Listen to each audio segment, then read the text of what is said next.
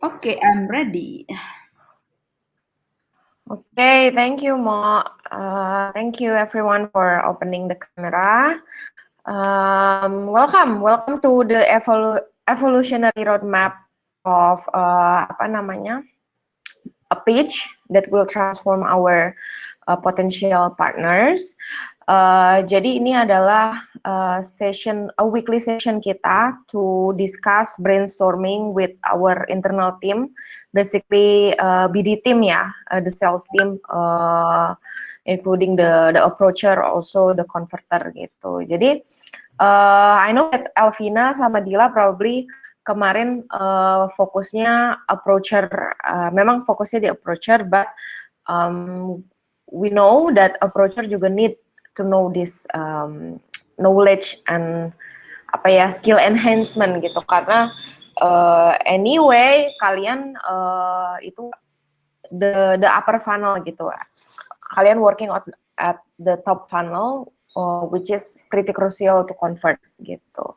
Jadi kalau di sini kita lebih ke sharing-sharing, mungkin kan sekarang Alvina sama Dila ada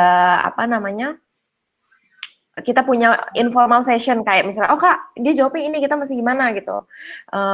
What if the partner ask this kind of questions, how should we answer gitu kan.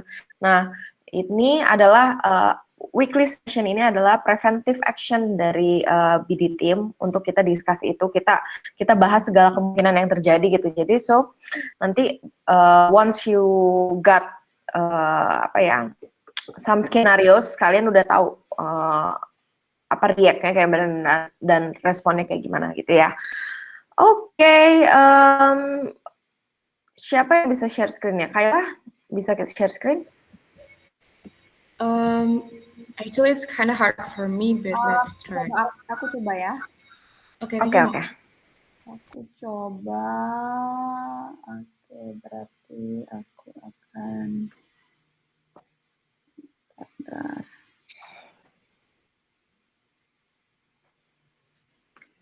Kak Nadine, maybe you can start explaining from the emotional journey first, just so Elvina and Dila have the bigger picture of what we are talking about. Yeah. We're gonna have a kind of short review ya. Okay. While you doing that, I'm gonna share screen.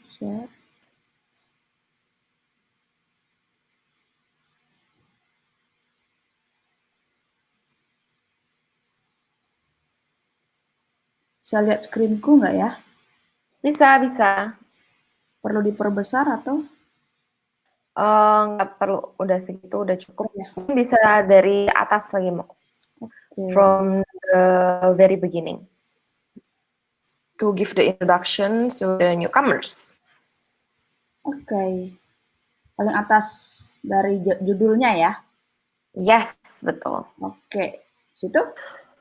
Yep, thank you, Mo. Okay, everyone. So, yes, this is our roadmap paper, basically. This is evolutionary roadmap for a pitch that can transform our partners. Nah, jadi we want to make all the, we want to make like a mapping conversations. Firstly go to we categorize each property owner gitu. Ada yang property owner with these conditions and property owner with some other conditions, we categorized, and then we try to map how the conversation would be gitu. Terus beserta dengan objectionnya yang potensial juga, how can we tackle that gitu. And we make this as an evolutionary roadmap. Itu ada alasannya sebetulnya. Let's go to Kayla. Why did we do this? Why do we make this as an evolutionary roadmap? Maybe because because from the title itself is the evolutionary roadmap for a pitch that transforms partners. Why evolutionary? Because practically we have no best practice, we have no guidelines, so everything we have to do it in evolution way. every day we have some certain changes, and every day we experience something more, something different. So that's why we need to make something that's evolutionary. That's why it's called evolutionary. But why to transform partners? Basically, because all these informations, all these categories, all these things that we're talking about is to get to know in more personal way, to know the touch point, or how to get better understanding, or how to get to our goals towards certain information or approach that clearly touch the right kind of buttons from property owners. I think that's it, Kak. Okay, thank you, Kyla. Yes, that's actually why we do this evolutionary roadmap. So, right at the moment, there is no best practices. This just guidelines that everyone can, follow at the moment. But later, probably Elvina and Dila, it's very open if you have if you found something new that can be like for example, like I think I found a method to tackle this kind of property owner, and then you can possibly to include that, keep it documented, so kita bisa lihat gitu nanti the future member juga bisa lihat dan bisa follow gitu. Jadi ini evolutionary, kenapa? Karena kita pengen ini evolve terus gitu, nggak stuck gitu, karena yeah, that's also one of the form of innovations, right? Yes, itu sih. And transforms partners at the end of the day, transformational. It's our main goal. And in this evolutionary roadmap itu sebetulnya tools untuk kita bisa menjembatani how can we transform them gitu. Jadi kita tahu angle yang mana yang paling paling baik untuk mendekati one particular owner with particular conditions juga kayak gitu. Oke, let's see. Kita coba agak ke kiri. Nah, yes, betul. Okay, so the first one, Dila and Alvina, kita kan, you guys also already try to approach many property owners, I believe. You guys already started. And yes, actually this is some journey. If you see ya, yang ke samping itu kan kategori owner, yang ke bawah itu adalah stagesnya. Stage, how can we transform, and stage of approach sebetulnya gitu. Nah, coba ke atas lagi, Mo. Nah, jadi yang stage pertama itu kalau emang kita mau approach itu adalah identify the owner category dulu kan. Okay, let's say Dila, approach beberapa owner. You need to know dulu nih, ini owner with what kind of conditions. There are some category that we already discovered nih, Dila. Category 1 itu owner with existing management. Gitu, owner with existing management. Terus yang kedua itu owner with existing management tapi property management handled by the owner, OTA managementnya handled by paid marketing team outsource gitu. Terus kalau yang ketiga itu property dan OTA manajemennya handled by owner dan internal team, itu beda ya, internal team. Terus juga ada juga yang di 4 itu property and OTA management handled by the owner himself. We found this many times, right? The owner, like the yesterday owner, right, Dila? You found this category 4 owner. They manage everything by themselves. And then the 5th category is property owner with the existing property management company. So basically they're working on the property management company, but not Bukit Vista gitu, but same company as Bukit Vista. Those are category that we already discovered, and if in the future, probably today, it's possible for you to discover more category. I think, yeah, there will be some various kind of category, I believe. And yes, we need to know first the first one you approach, the first time you approach, we need to know first ini owner masuk di which category gitu. Let's go to Elvina. Elvina, why do you think we need to know this first? No, what? Know the owner, the identity of the owner. I mean, like the conditions of the owner. I think if we know the identity of the owner, we can start off with kind of the approach that is suitable to the owner itself. Yes, exactly. Right. Jadi kenapa kalau misalnya, kenapa sih kita harus tahu dulu nih dia masuk kategori yang mana gitu? Dan betul, like Elvina said, we know how to in which angle we should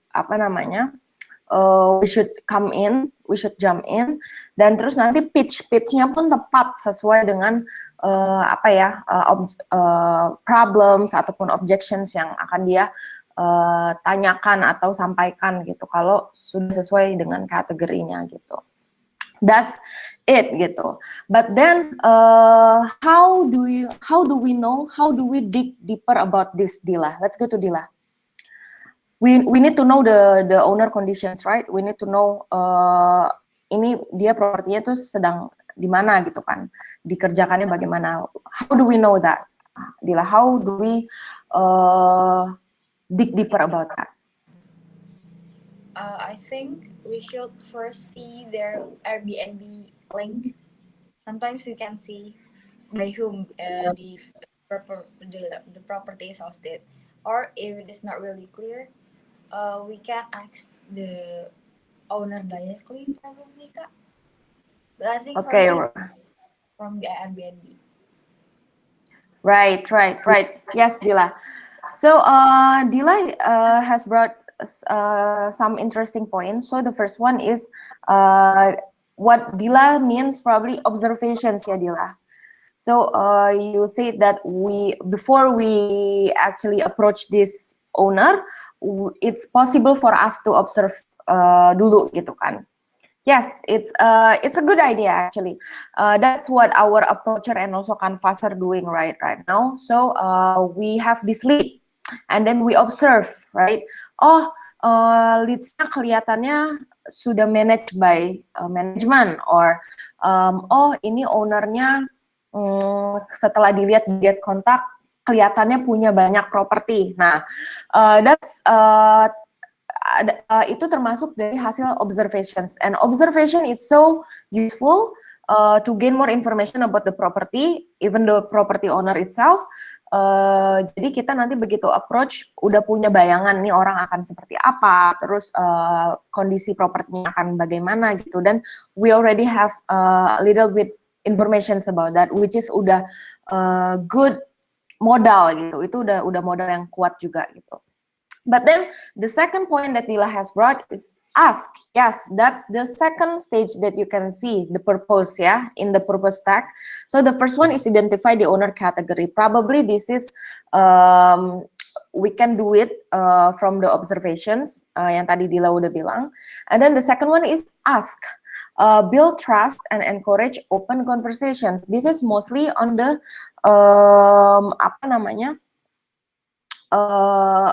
as Dila said, kalau misalnya kita nggak punya banyak informasi dari observation, then there is no other way rather than start a conversations, right? Makanya kita harus start conversation to ask. Nah, but then how do we build trust with the owner biar owner tuh mau ngobrol sama kita gitu. This is what exactly Dila and Elvina doing every day. Build trust and encourage open conversations. We want to have a conversation in the first meeting, right? And you guys are doing approach property owner to trust us and go to the meeting, right? So this is actually your stage, guys, Dila and Elvina. So let's see, agak ke bawah, Mo. Okay. Oh, yes, yang di second stage, Mo, yang apa nih? Yang build trust and encourage encourage open conversations? This one. Wait. Yes. Okay. Nah, okay, let's start. Let's review this stage sedikit untuk Dila sama Elvina karena this is your stage basically. So build trust and encourage open conversation. How can you make the owner trust to talk with you, right?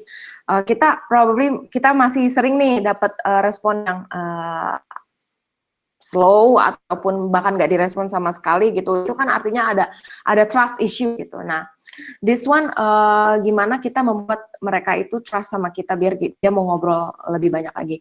Ada beberapa modal, ada beberapa poin yang you need to keep in mind gitu in this stage. Itu pertama itu fokus on being open minded gitu. I still saw some of you guys itu kalau di first approach itu masih terlalu banyak giving information, dan giving informationnya tuh udah yang terlalu too much menurutku. Udah ngomongin komitmen di awal, terus what is it ya, dengan kata-kata yang sedikit agak sensitif untuk dikatakan di early stage gitu, kayak kita nanti take over ininya ya gitu, atau ibu harus take down listingan ibu gitu. Itu masih terlalu early to be said karena trust-nya aja tuh belum ada gitu. You get what I mean, right? Bener gak? Elvina, Dila, do you actually experience these things before? Let's go to Elvina. I don't know if I'm mistaken or not, but I think nggak sampai ke stage itu sih Kak, karena udah ghosting duluan. Udah apa duluan? Udah di ghosting duluan, jadi kayak baru pendekatan, jadi cuma diri doang. Pendekatannya seperti apa biasanya yang di ghosting? Biasa kan ketika kita masih kayak disguised as the guest gitu kan, kita kayak nanya ini berapa kamarnya available apa enggak, harganya berapa sekian, but when we are trying to introduce ourselves as the part of Bukit Vista, mereka kayak pelan-pelan mulai mundur gitu Kak. Okay, yes. Basically this stage ini kita akan discuss soal itu sebetulnya. Gimana caranya we're being transparent. Memang being transparent itu memang perlu kan, karena ya kita emang di Bukit Vista, we need to kasih clear expectations juga gitu. Terus tapi gimana caranya juga building trust gitu, dia tertarik sama kita gitu. Jadi building trust, being transparent, and still pitch gitu, emang rada-rada tricky gitu in this early stage. Tapi kita coba fokus ke modal awalnya dulu. The first one itu fokus on being open-minded dulu. Jadi nggak apa-apa dulu di mereka mau bilang oh kamu mungkin banyak dapat respon kayak gini. Oh iya, kalau misalnya mau bawa tamu, bawa aja, ntar markup aja 5%, saya kasih 5% deh, atau gimana gitu kan. Mereka udah nganggep kita sebagai agent duluan gitu kan. Nah itu tuh jangan langsung bisa di-tackle, tapi in a very, very smooth way gitu. Kita kan memang harus clarify itu kan gitu, tapi jangan langsung, how do I explain this? Jangan jadi being open mind. Jadi dengarkan dulu apa mereka mau menganggap kita dulu, ya didengarkan aja dulu gitu. Oh iya, oh iya Ibu 5%. Jangan misalnya gini, oh naikin aja. Oh saya kasih harga segini, nanti saya langsung kasih 5% aja ya gitu.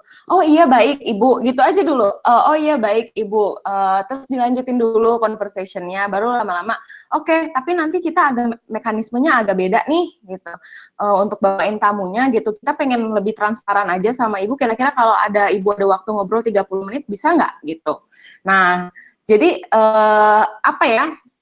statement-statement yang dia keluarkan diiyain aja dulu, tapi bilang kita ada beberapa hal yang memang sedikit berbeda nih Ibu gitu.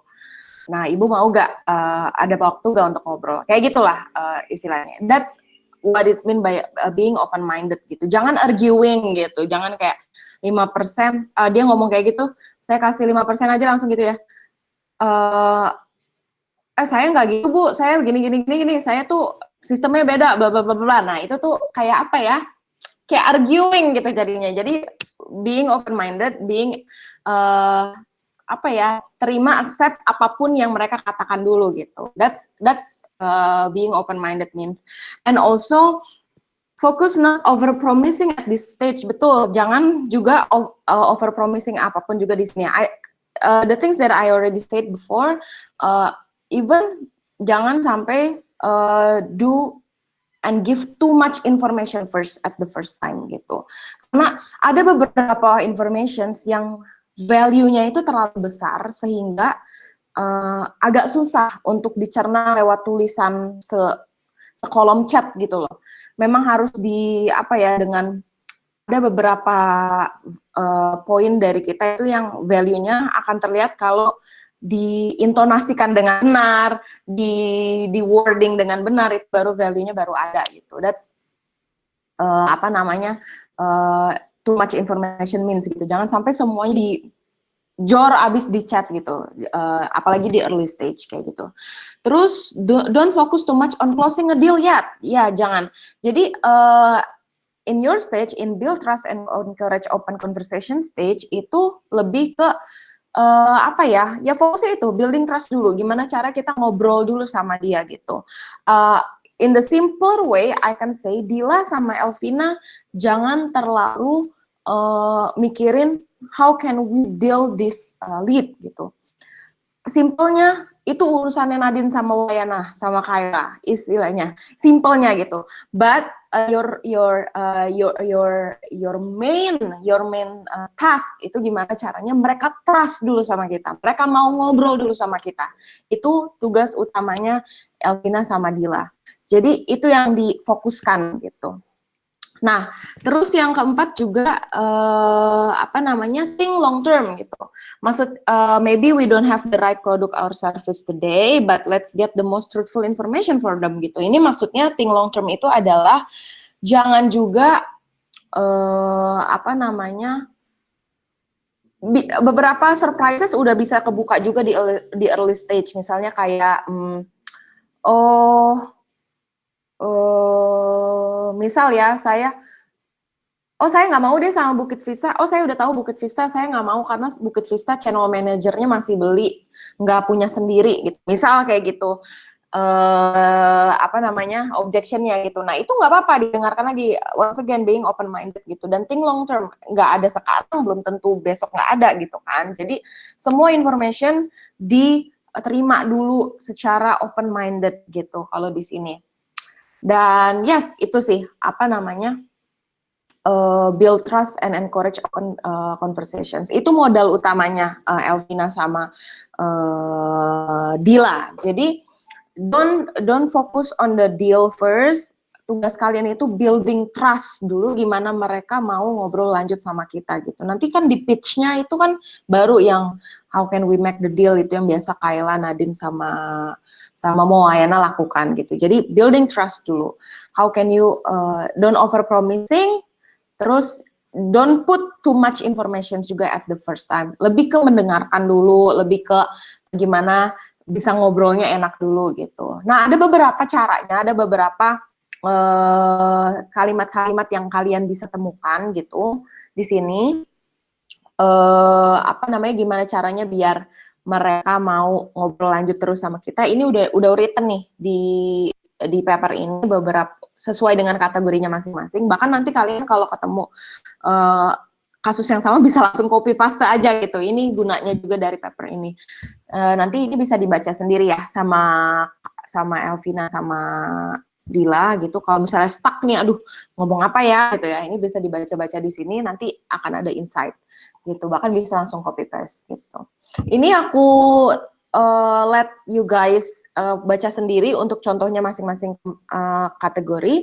Tapi yang penting konsep dari stage-nya dan what you guys actually doing, your task itu kalian udah dapat esensinya gitu ya.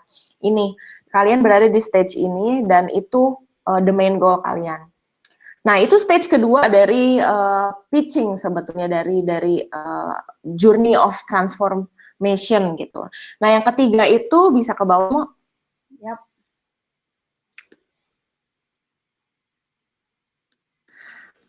Nah, yang ketiga ini adalah discovery stage. Nah, discovery stage itulah apa namanya Dila dan Elvina. Kenapa kita punya first meeting dulu, nggak langsung semata-mata pitching? Itu karena kita mau discover dulu dia masalahnya apa gitu, apa namanya apa yang bisa kita bantu. Jadi think as a doctor gitu. Kalian kalau misalnya ke rumah sakit itu kan nggak semena-mena datang ke dokter, dokter kasih obat aja nggak tahu sakitnya apa gitu kan. Jadi sama kayak dokter kita. Jadi begitu orang datang kita tanya sakitnya apa, udah muntah berapa kali, yang mana yang sakit, yang dirasa apa, makannya terakhir apa gitu kan, dokter gitu kan, nggak mungkin semena-mena ngasih apa namanya obat gitu. Terus misal juga kamu jadi sales di mana misalnya ya di Matahari gitu, ada orang jalan datang gitu kan, kamu jadi salesnya gitu, terus kamu kayak instead of ini sepatu 30% diskon Bapak sepatunya gitu kan. Emang tuh orang mau nyari sepatu ke Matahari kan belum tentu gitu. Jadi kayak waste of energy gitu. Jadi energinya di spend on discovery aja dulu. Jadi ditanya, halo Bapak, selamat datang di Matahari, lagi cari apa nih gitu kan. Oh cari tas buat anak saya. Nah baru tahu tuh kalau udah sebar-sebar sepatu gitu dengan nyari sepatu kan sia-sia gitu. Jadi itu kenapa kita punya first meeting itu memang untuk discovery gitu. Jadi nanti kita udah pitch segala macam, jangan sampai kita udah pitch segala macam, bikin presentasi PPT segala macam, tapi nggak masuk gitu. Gue nggak nyari itu gitu. Ntar orangnya gitu kan. Jadi discovery itu untuk make sure dulu nih. Nah, klien get annoyed gitu. Discovery dulu nih kita nih, dia nih butuhnya apa, masalahnya apa gitu. Dan bahkan di discovery ini itu banyak banget potensial seperti misal mereka tuh nggak tahu kalau itu masalah gitu. Mereka nggak tahu kalau dia tuh in the problem gitu, in the middle of apa ya masalah sebetulnya. Nah, tapi nanti karena kita discover, karena kita menanya apa ya discovernya bener gitu, kita bisa tahu oh masalah dia tuh ini gitu, dan kita bisa menyadarkan dia put the problem in front their eyes gitu. Nah itu malah bisa lebih building trust lagi gitu kalau misalnya kita yang bisa menyadarkan mereka gitu. Nah in this discovery discovery stage itu itu basically kenapa makanya kita butuh Dila sama Elvina untuk bantu building trust dulu. Karena in discovery stage nanti di first meeting Nadine Kaila Wayana itu akan menanyakan hal-hal yang banyak gitu. Kita akan mencoba menggali integritinya, motivationnya, capacity-nya. Contohnya misal kayak are you happy with your current property performance gitu kan? Kalau dia nggak trust kayak lu ngapain nanyain gue gituan gitu kan? Kayak mereka ngerasa diintrogasi nggak jelas gitu. That's why kita perlu Dila sama Elvina at the previous stage untuk building trust dulu. Jadi begitu di discovery stage-nya nanti sudah apa namanya sudah enak gitu kita mau ngobrol-ngobrolnya. That's the discovery apa namanya stage. Jadi discovery itu get to know deeper about the property gitu. Sama kayak kalian pacaran gitu kan. Ada PDKT dulu gitu kan sebelum akhirnya nembak gitu cowoknya. Itu dia discovery stage. Kira-kira make sense nggak sampai sini, Alvin? Make sense, Pak. Make sense ya. Secara garis ya. Ya, secara garis besar ngerti ya. Jadi kayak apa namanya sekarang you have the context. Kenapa sih harus ada approacher? Kenapa sih harus ada first meeting gitu kan? Jadi ada konteksnya kayak gitu. Oke. Nah, yang keempat adalah stage yang keempat adalah nah ini pattern matching gitu. Pattern matching itu adalah gini. Pattern matching adalah stage setelah si discovery. Setelah kita discover nih, oh dia problemnya ini, dia maunya ini, expectationnya ini, dia punya goalnya ini gitu. Nah nanti pattern matching itu kita tuh basically di Bukit Vista kita udah punya semua gitu skenario-nya. As a service juga kita komplit. Oh lu butuh marketing kita ada gitu, butuh hospitality management kita ada gitu. Kita mau butuh financial reporting bla bla bla ada gitu. Mau market intelligence analysis ada gitu. Kita as a service, as a features itu kita sudah lengkap gitu.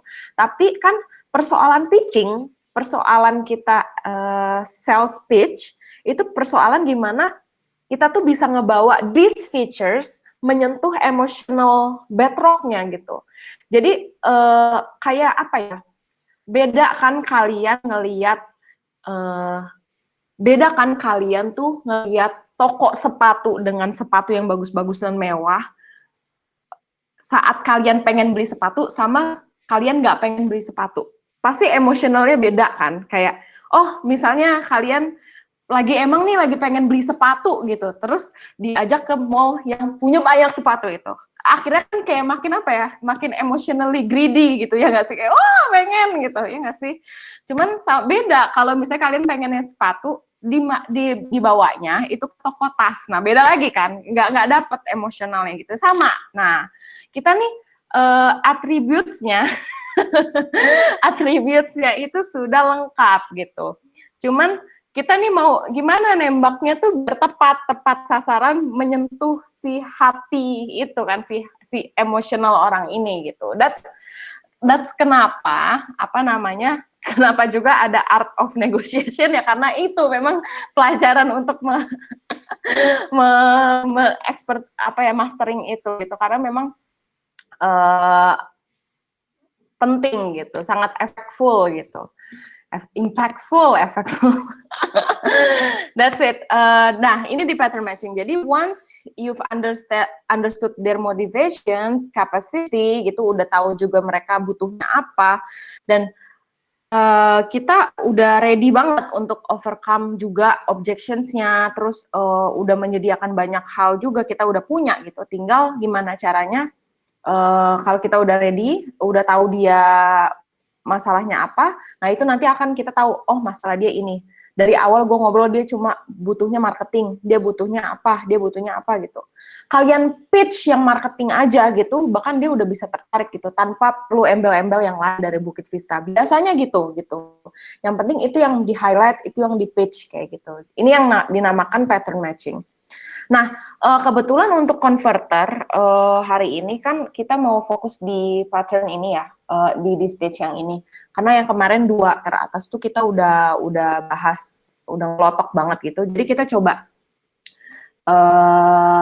lihat dulu. Oke, sebelum masuk ke situ, pattern matching ya, kira-kira konsepnya. Nah, yang terakhir itu adalah closing. Jadi udah build trust, udah discovery, udah pattern matching juga, tinggal closing gitu. Jadi jangan sampai kita udah presentasi bla bla bla bla tapi nggak ada decisionnya gitu kan, nggak ada floating away aja gitu gimana gitu. Jadi kalau misalnya closing itu kita dari approach itu memang ujungnya tujuannya itu ada beberapa goal gitu, antara decision yes or no, mau partnership sama kita apa enggak gitu kan, itu bisa. Yang kedua itu adalah postpone decision, misalnya dia minta di postpone dulu, I need to talk with my family, I need to discuss with my management and everything, itu yang penting kita tahu ada clarity di situ. Terus nanti kita bisa follow up lagi. Terus follow up discussion sama project itu kurang lebih mirip gitu. Biasanya kalau project mereka minta something tambahan gitu, additional information, misal kayak can you demonstrate how you calculate the revenue projection and everything gitu. Nanti kalau aku udah bisa dapetin itu, aku mungkin bisa consider. Nah, bisa pokoknya 3 itu sih sebetulnya, antara decision, terus postpone decision, which is nanti akan kita follow up, atau project gitu, project follow up project gitu, antara demonstration ataupun some additional request dari mereka. Itu yang di closing. Jadi kalau abis meeting, abis ngobrol, abis approach sama orang tidak mendapatkan 3 ini, artinya journey kita sia-sia gitu. Jadi harus bisa mendapatkan antara 3 ini gitu. Bagus-bagus langsung dapat decision gitu. Tapi yang 2 yang lain juga oke gitu, dan memberikan lebih banyak kesempatan juga gitu.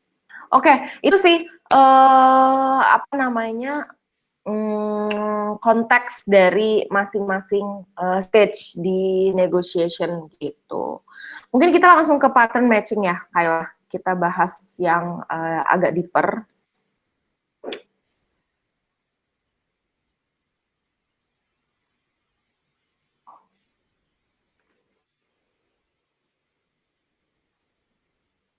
Oke, nah pattern matching. Oke, jadi let's go to the first category. Jadi first category itu adalah property owner, property manajemennya handled by owner, tapi OTA-nya itu di-handle sama temen biasanya, kayak saya punya teman dekat gitu, jadi nggak formal company kayak kita gini loh. Punya teman dekat, dia pengen bantuin handle online travel agent-nya, marketingnya, jadi dia yang handle gitu. Nah, gimana kita bisa do the pattern matching gitu. Nah, sometimes in this journey pasti ada objections ya kan, kadang-kadang mereka. Nah, itu Christabel udah nulisin beberapa contoh objections-nya. Yang pertama itu objection dari mereka biasanya gini, right now we're working with a non-exclusive agent and it is better because I can have more sources of guests rather than being exclusive with you gitu. Nah, ini sebetulnya bisa balik lagi ke si discovery tadi gitu. Yang tadi Jing udah jelaskan ya kan. One of the best defense here to drill the emotional bedrock gitu. People who are comfortable with multiple non-committed partnership usually have weak self-esteem or unclear business goal gitu. Nah, jadi bisa ditanya nih sama dia, oh jadi why do you care? Maksudnya kayak kenapa tuh di discover lagi, kenapa kok dia lebih mentingin kenapa dia memilih untuk punya lebih banyak source of gas gitu. Nah, terus betul.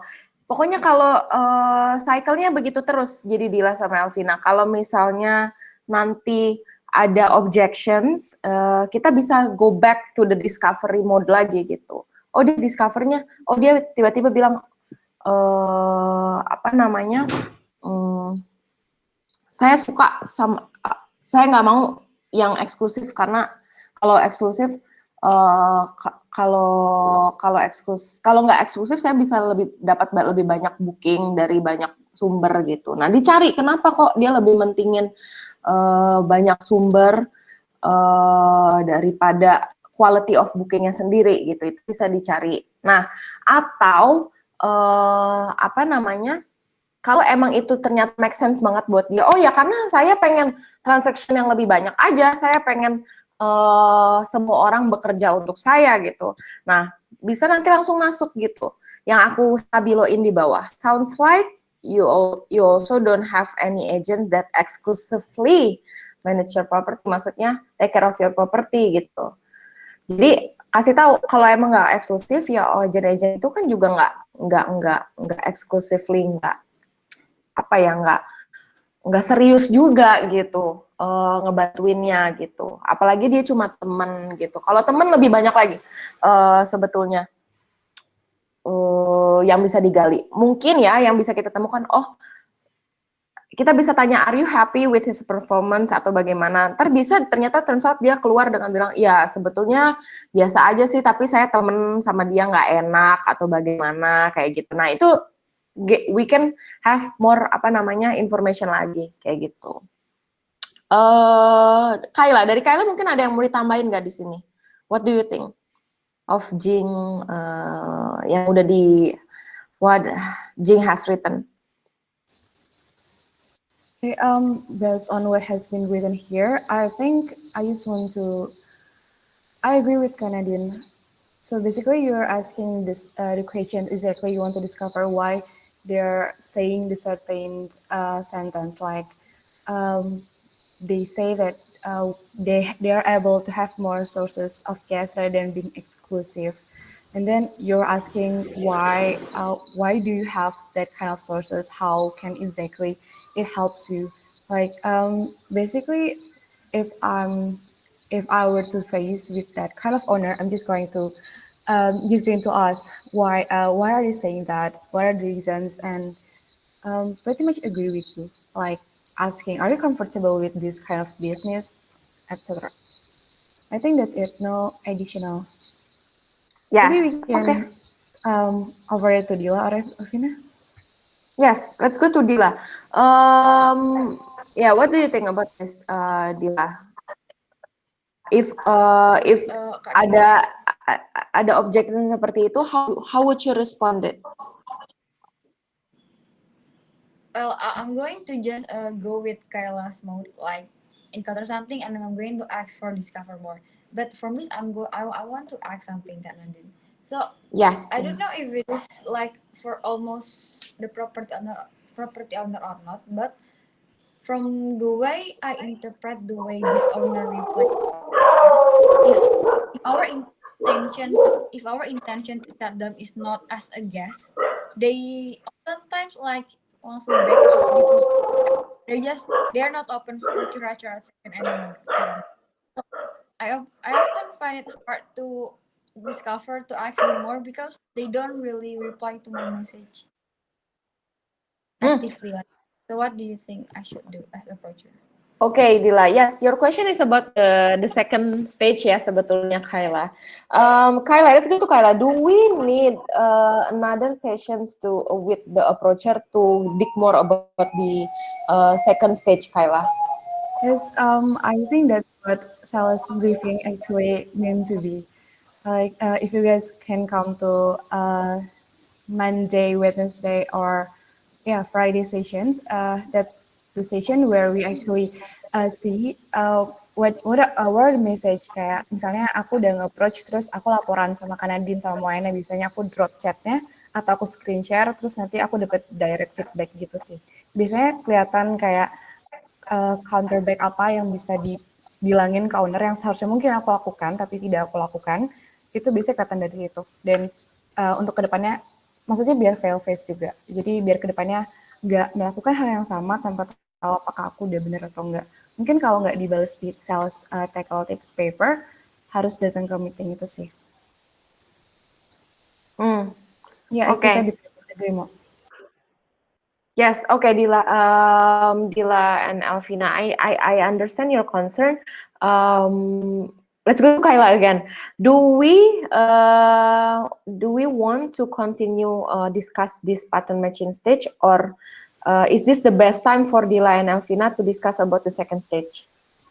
Okay, basically from what I observe, Dila and Alvina haven't really grasped what's the context of the problem, since maybe this is also new. They haven't read all the papers. They haven't tried to understand it by themselves. So maybe there's some block that prevent them for discussing it even further. For me, kita bahkan takes 3 to 4 weeks to tackle the first and second stage. So it needs to take some time to do that. So maybe we can stop this for this paper, do it asynchronously, and let's try your suggestion to discuss what Dila and Alvina suggest before. Okay. Okay. Yes, because I see that this pattern matching is not really relevant right now at for Dila and Alvina ya, karena they're actually on the first stage, yaitu yang the second stage. Okay, let's move to the second stage then, the building trust.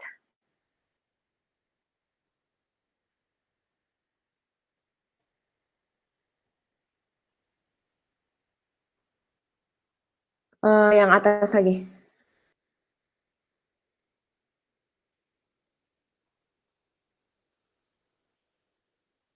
Oke, nah Okay, this is your to answer your questions, Dila.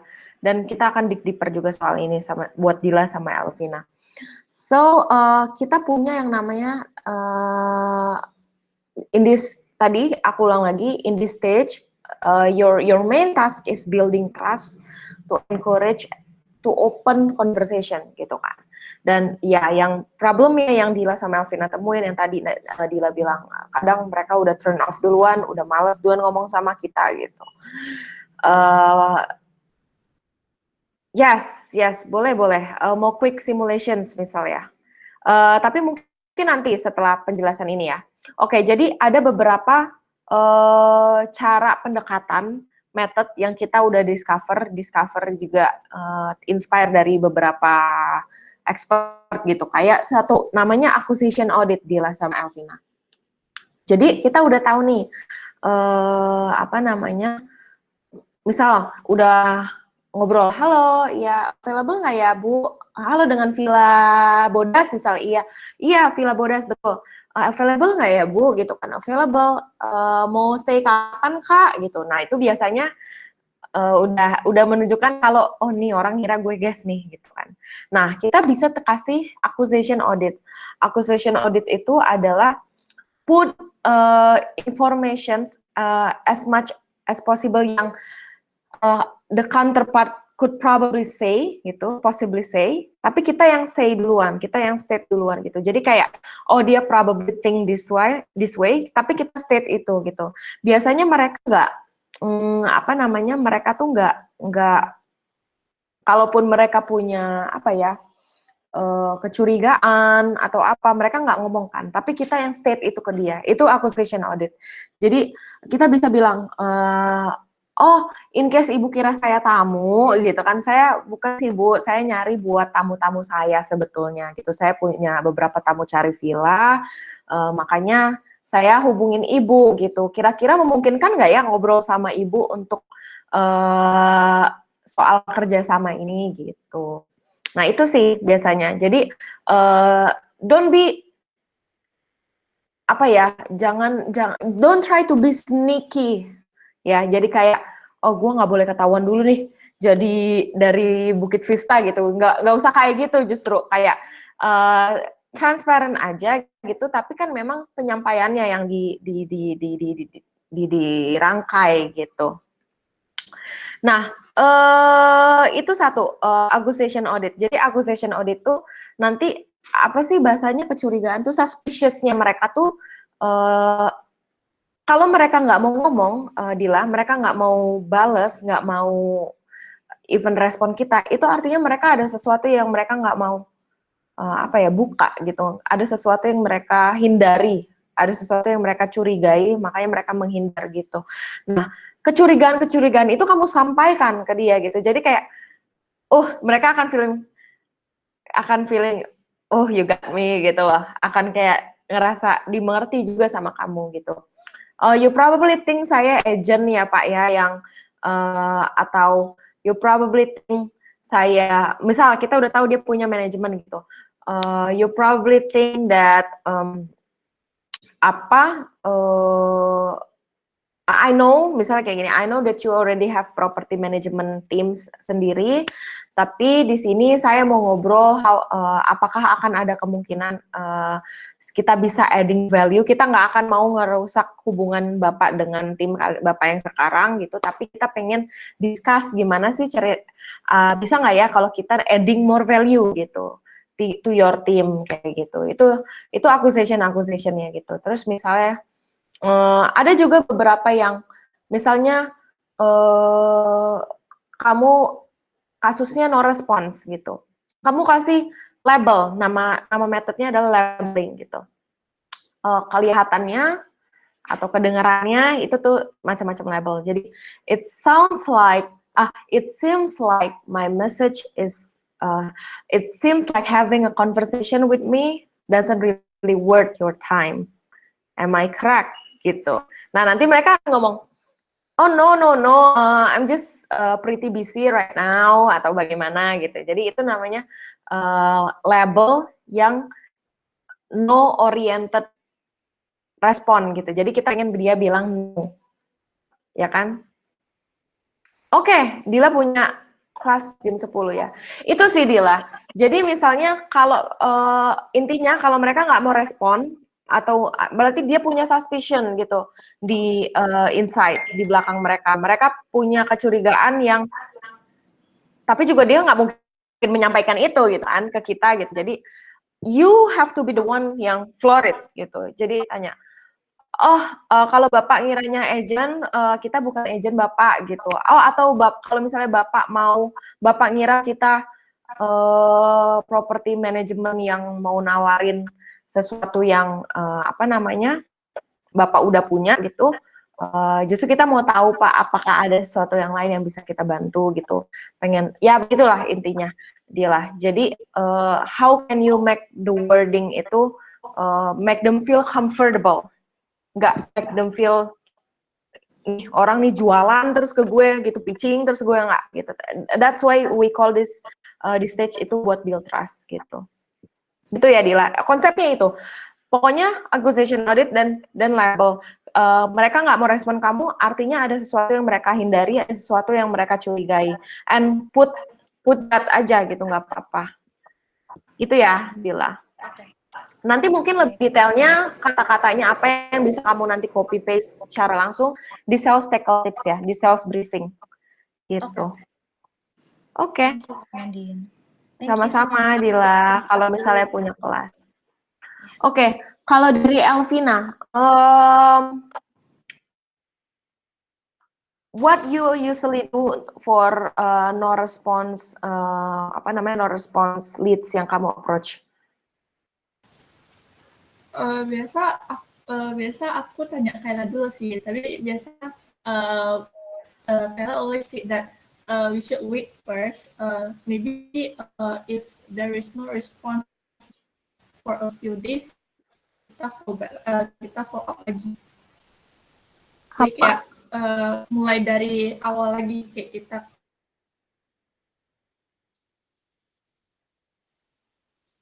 Ini yang nge-lag Elvina apa Nadine sih? Alvina.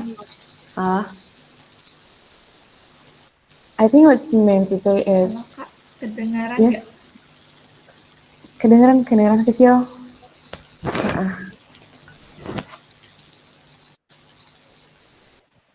Ya tadi Elvina ngomong apa? Jadi kayak wait for a few days dulu. Kalau misalnya nggak ada respons, kita follow up lagi for a few days later. Tapi kita kayak, aku biasa ulang lagi dari awal. Jadi kayak nanya dulu, Pak gimana kabarnya. Terus dan kalau misalnya dia ada respons lagi, baru kayak aku mulai approach lagi ulang dari awal. Okay, and this is tadi we already delivered ada method sebetulnya label sama accusation audit. What do you think about that, Elvina? Do you think this accusation audit method will help you to execute your work basically? I think I haven't tried this one yet, but maybe later I can try.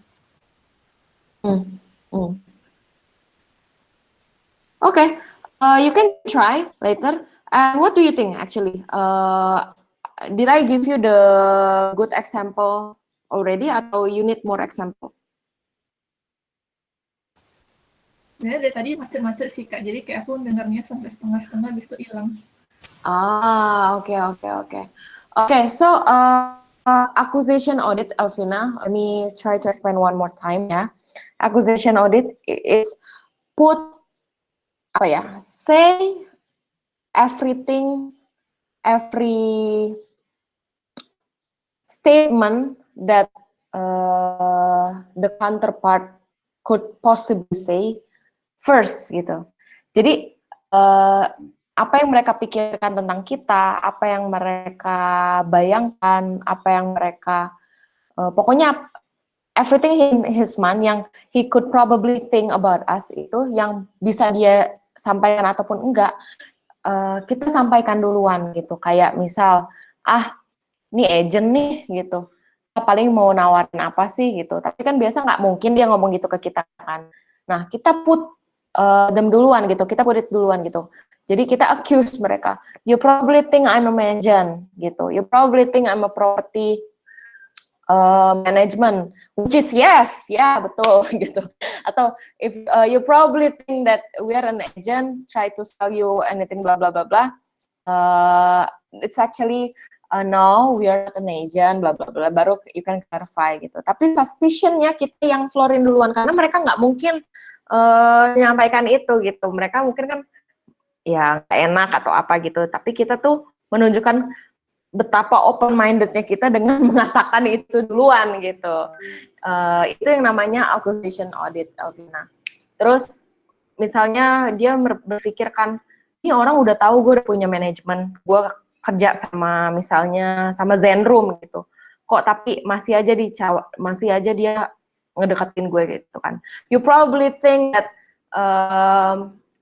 I'm not really, you probably think that I'm still being apa ya gitu. Ya basically ngomong aja, I understand kamu udah punya property management, tapi you probably curious kenapa aku tetap deketin kamu, karena sebetulnya aku pengen tahu aja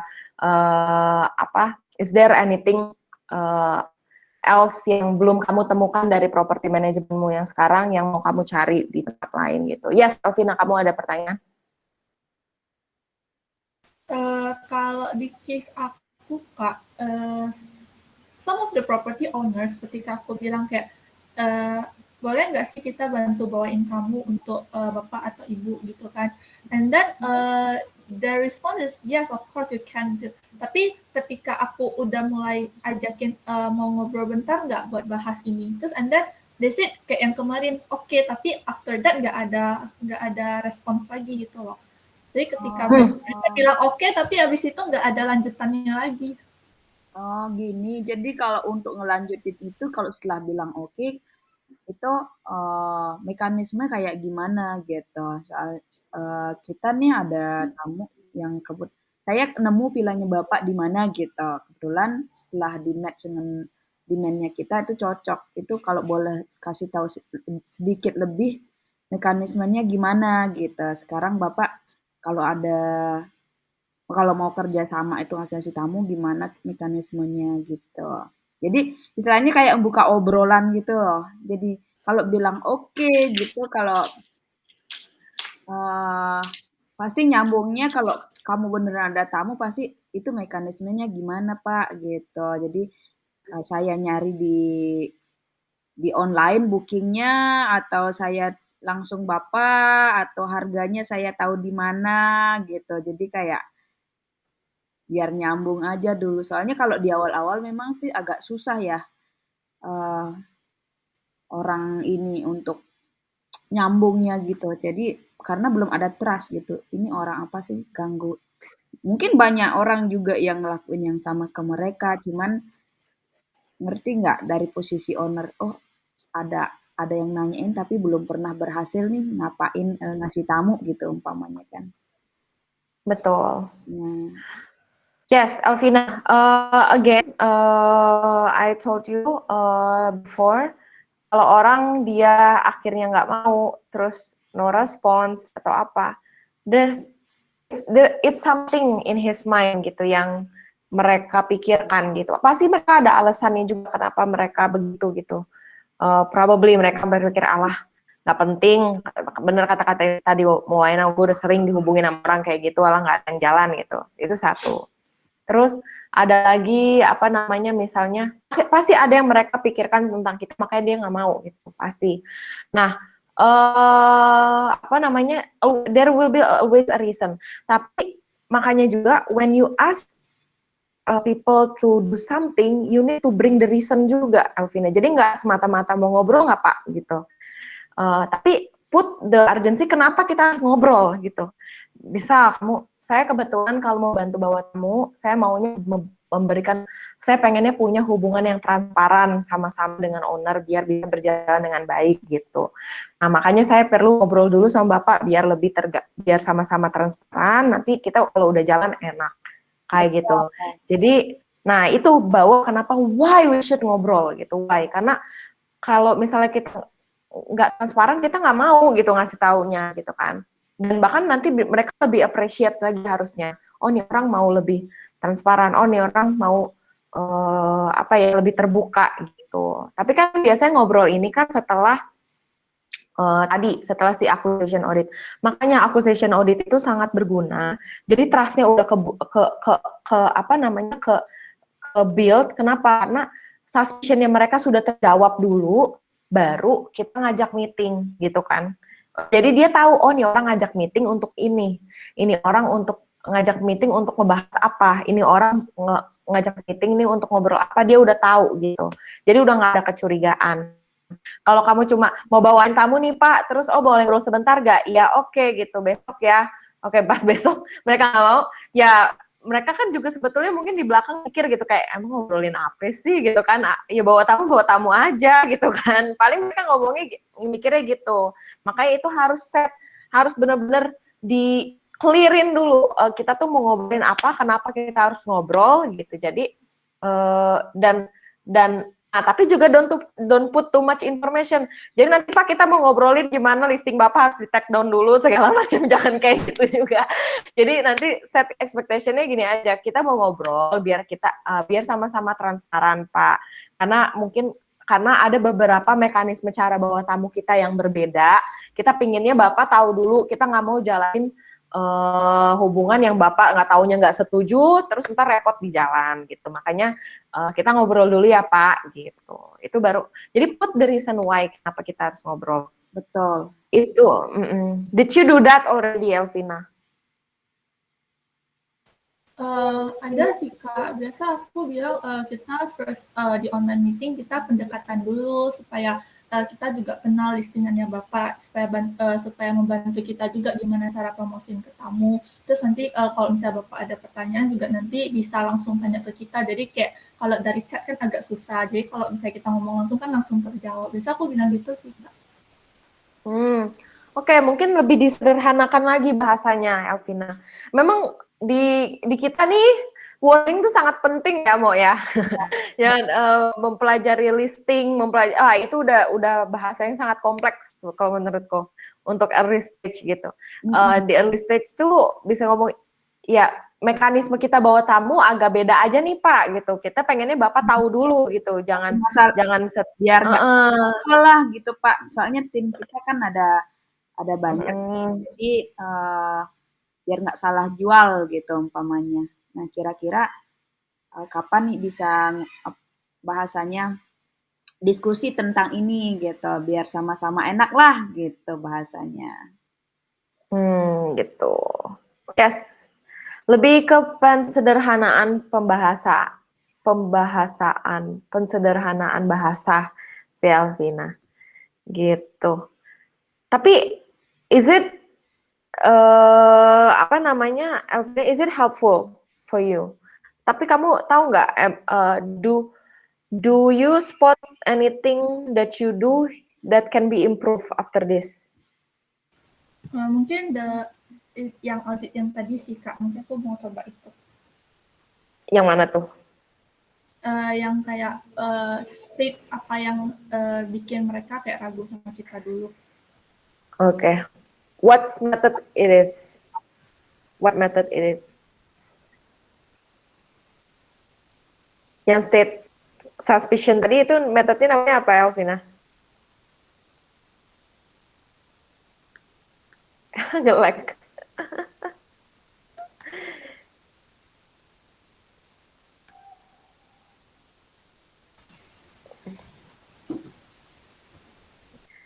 Halo?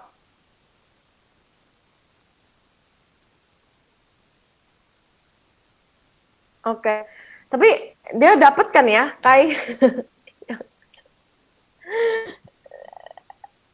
Dapat gak ya yang aku jelaskan? Kayaknya kalau hari ini banyak informasi yang kita kasih sih. Tapi menurutku itu actionable yang bisa kita lakukan pertama adalah Elvina tuh setiap approach itu update di paper gitu dan kita bisa analisa dari situ. Itu sih yang paling apa ya kayak Kayla Kristabel di awal-awal. Jadi kita komen. eh, jadi kita komen apa yang mereka ini. Nah terus ini resultnya apa gitu. Jadi dari situ mereka feedback cycle-nya cepat jadinya. Kalau hari ini kan istilahnya apa ya? Knowledge aja gitu kan. Kayak nge-lecture ya. Jadi oke lah Hmm. dapat poin-poin yang merasa mereka perlu aja gitu. Jadi eh nanti tuh dibikin summary-nya di apa? Di WhatsApp. Oke, Kak. Pertama dia baca semua paper yang ini.